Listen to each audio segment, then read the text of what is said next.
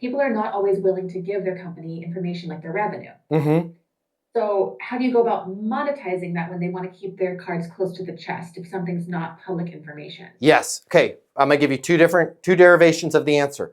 Answer number one. Hey, Chelsea, just out of curiosity, where are you guys at in terms of top line revenue? Where do you want to be? I want you to ask just like that, not like this.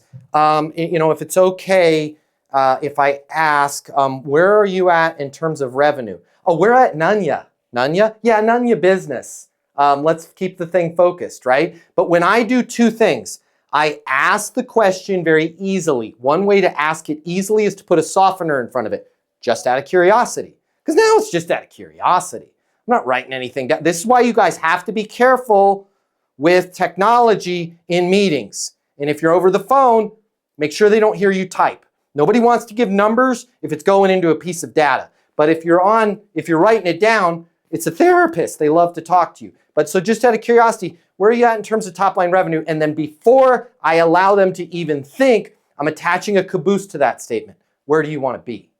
And now it's not, I'm a census taker asking them how much they weigh, what their revenue is, all of that. Okay, so I want you to start asking it right off the cuff. Hey, just out of curiosity, where are you guys at in terms of top line revenue? Where do you want to be? That's the first one. The second piece that I wanted to tell you here is, even if they don't share top line revenue as a recruiter, there's a million other ways you guys can monetize that. Time. There's money not associated with top line revenue. When you say you guys need candidates for blankety blank or blah blah blah, can you give me a specific example of what you're looking for? Right? If they were able to contribute, how much faster could you guys get this new branch up to speed? Right? That's a way you could monetize it. So you can get up to speed ahead of schedule, under budget, avoid like all that example that I went through before with a bad hire. That's monetization, right? What did it cost you when you had a bad hire? It was a real pain in the butt. In terms of being a real pain in the butt, can you give me a specific example? It's hard to get rid of people. How long does it take you to typically go through all the checks and balances to make sure that you're not getting a wrongful termination suit?